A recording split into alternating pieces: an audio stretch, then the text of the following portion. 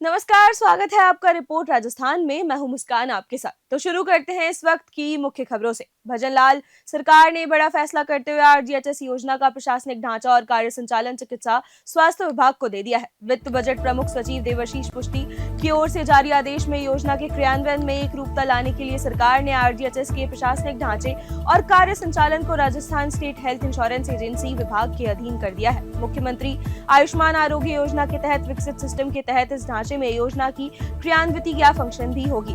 इससे इस स्कीम के तहत अस्पतालों में कैशलेस इलाज का लाभ लेने वाले सरकारी कर्मचारियों और पेंशनर्स के लिए खासी राहत मिल सकेगी। अभी योजना के कई पहलुओं के लिए वित्त विभाग के जरिए चिकित्सा विभाग को पत्रावली भेजनी होती है।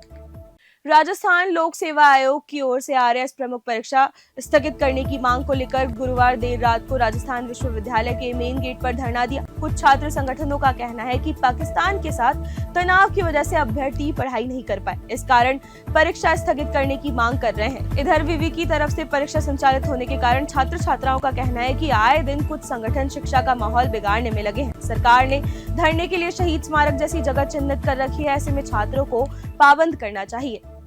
टोंक विधायक सचिन पायलट ने मंत्री किरोड़ी लाल मीणा की ओर से खाद बीज पर की गई कार्रवाई को लेकर कहा कि काला बाजारी, जमाखोरी, मिलावट करने वालों को किसी न किसी का संरक्षण मिला है।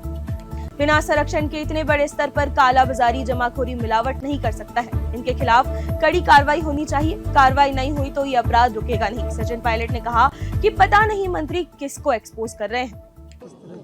बड़े दुर्भाग्य की बात है कि इतने बड़े पैमाने पर इस प्रकार के काम चल रहे थे।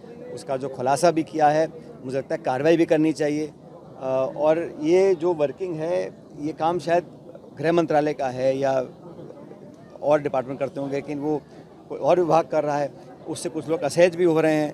लेकिन ये राजस्थान के जो हालात हैं उस पर एक आईना दिखाने का काम हो रहा है।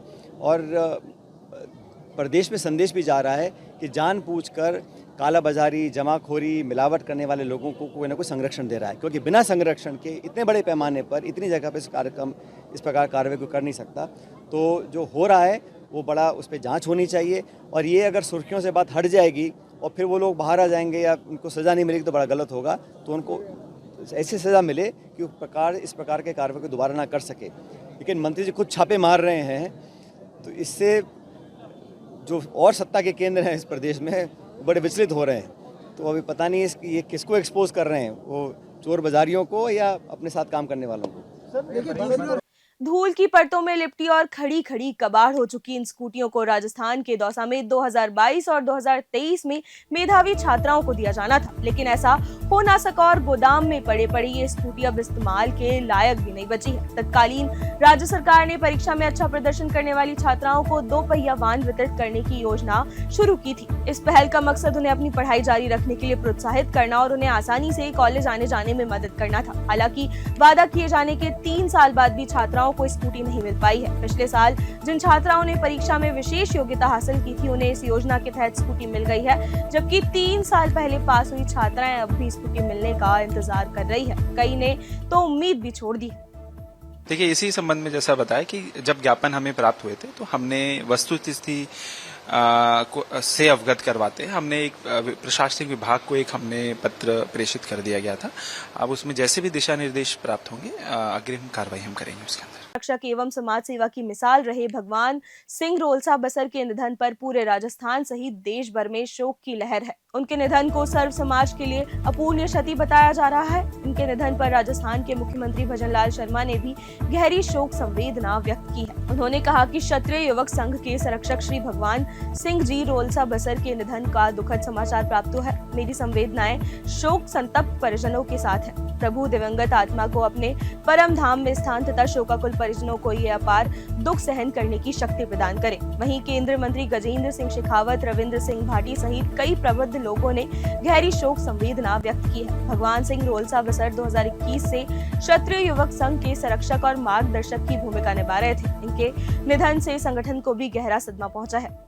दूसरों को जीने का अधिकार दो, वो दिन कब आएगा? वो दिन तो आज ही है, आया हुआ ही है। इस भय को निकालते ही वह दिन आ जाएगा कि इस भारत को कोई मिटा नहीं सकता, हमारी संस्कृति को कोई मिटा नहीं सकता, हमारी धर्म की जड़ इतनी गहरी है कि इसको उखाड़ा नहीं जा सकता।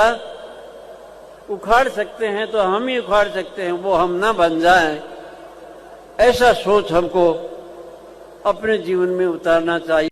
निर्जला एकादशी के अवसर पर राजस्थान के सीकर जिले में स्थित प्रसिद्ध खाटू श्याम जी मंदिर में लाखों भक्तों की भीड़ उमड़ पड़ी है। आज से ही बाबा श्याम के 2 दिवसीय मासिक मेले का आगाज भी हो गया है। मेले के दौरान वीआईपी दर्शन पर प्रतिबंध रहता है। इस वजह से खाटू श्याम जी आने वाले भक्तों को सामान्य दर्शन के लिए 16 लाइनों में खड़ा होना पड़ रहा है। श्याम मंदिर कमेटी के मंत्री मानवेंद्र सिंह चौहान ने बताया कि आज एकादशी पर 5 लाख से ज्यादा भक्तों के आने की उम्मीद है और श्री श्याम मंदिर कमेटी ने भक्तों के दर्शन हेतु बेहतरीन व्यवस्थाएं की है। 16 लाइनों में दर्शन करवाए जा रहे हैं और आने वाले शाम भक्तों के लिए बिजली, पानी, छाया जैसी सभी व्यवस्थाएं मंदिर कमेटी द्वारा की गई है। रींगस से लेकर खाटू श्याम तक जगह जगह शाम भक्तों के लिए नींबू पानी, छाछ, लस्सी, चाय, दूध और व्रत के अनुरूप सागार की व्यवस्थाएं भी की गई है। मंदिर में सुरक्षा के लिए 1500 से ज्यादा पुलिसकर्मी और होमगार्ड के जवान तैनात किए गए हैं। 200 से ज्यादा मंदिर कमेटी के गार्ड अपनी सेवाएं दे रहे हैं।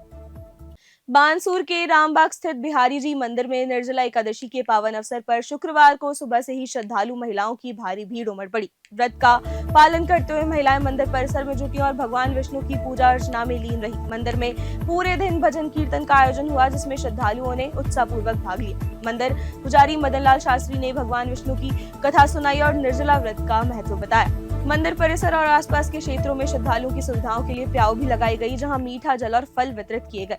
जयपुर के आराध्य श्री गोविंद देव जी मंदिर सहित प्रमुख वैष्णव मंदिरों में निर्जला एकादशी का पर्व 7 जून को श्रद्धा और भक्ति भाव से मनाया जाएगा। इस मौके पर दर्शन के समय में बदलाव किया गया है। आम दिनों में मंगला झांकी सुबह 5 बजे से होती है, लेकिन एकादशी के दिन श्रद्धालुओं की भीड़ को देखते हुए झांकी का समय बदलकर सुबह 4:30 बजे का कर दिया गया है। दर्शन व्यवस्था और भीड़ नियंत्रण को लेकर मंदिर प्रशासन ने पुलिस के सहयोग से विशेष इंतजाम किए हैं। मंदिर में जूते चप्पल खोलने की कोई व्यवस्था नहीं रहेगी, इसलिए श्रद्धालुओं से निवेदन किया गया है कि वो मंदिर में प्रवेश से पहले ही अपने जूते चप्पल बाहर खोल दें। साथ ही भक्तों से ये भी अपील की गई है कि वो अपने घर से ही पूजा पाठ करें और आराध्य की भक्ति करें। बानसूर क्षेत्र में लगातार हो रही बिजली कटौती और अनियमित आपूर्ति के खिलाफ शुक्रवार को बड़ी संख्या में ग्रामीणों और युवाओं ने असिस्टेंट इंजीनियर कार्यालय के बाहर जोरदार धरना प्रदर्शन किया। प्रदर्शनकारियों ने बिजली विभाग पर लापरवाही का आरोप लगाते हुए कहा कि 2 साल पहले डिमांड नोटिस भरने के बावजूद उन्हें अब तक कृषि कनेक्शन नहीं मिला। लोगों ने बताया कि बिजली की लंबे समय तक अनुपलब्धता के कारण गर्मी से हाल बेहाल है और जल संकट भी गहराता जा रहा है। किसान खास तौर से परेशान है क्योंकि सिंचाई कार्य बाधित हो रहा है। आमेर में वंदे गंगा जल संरक्षण जन अभियान के तहत पर्यावरण दौड़ और तिरंगा यात्रा का आयोजन किया गया, जिसमें भाजपा हरियाणा प्रभारी, भाजपा राजस्थान पूर्व प्रदेश अध्यक्ष doctor Satish Poonia, CRPF, CISF जवानों, अधिकारीगण, कर्मचारीगण, युवाओं, एनएसएस, एनसीसी कैडेट्स, आमजन एवं कार्यकर्ताओं के साथ शामिल हुए। सतीश पूनिया ने आमेर के नाहरगढ़ जैविक उद्यान में वंदे गंगा जल संरक्षण वन अभियान के तहत रन फॉर एनवायरमेंट कार्यक्रम में श्रमदान एवं वृक्षारोपण कर तिरंगा यात्रा में शामिल हुए और जल संरक्षण तथा पर्यावरण संरक्षण की सभी को शपथ दिलाई। तारानगर के ऐतिहासिक एवं प्राचीन जोहड़ में शुक्रवार को जल संरक्षण को लेकर विशेष सफाई अभियान चलाया गया। कार्यक्रम की शुरुआत भाजपा नेता राकेश जांगेड़ व उपखंड अधिकारी राजेंद्र कुमार ने की। ये पहल वंदे गंगा जल संरक्षण अभियान के दूसरे दिन के तहत की गई।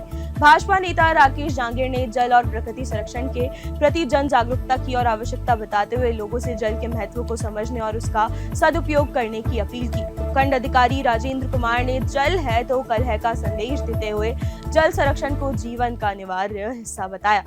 तो इस वक्त के लिए इतना ही। ऐसी ही तमाम खबरों के लिए बने रहिए और देखते रहिए रिपोर्ट राजस्थान।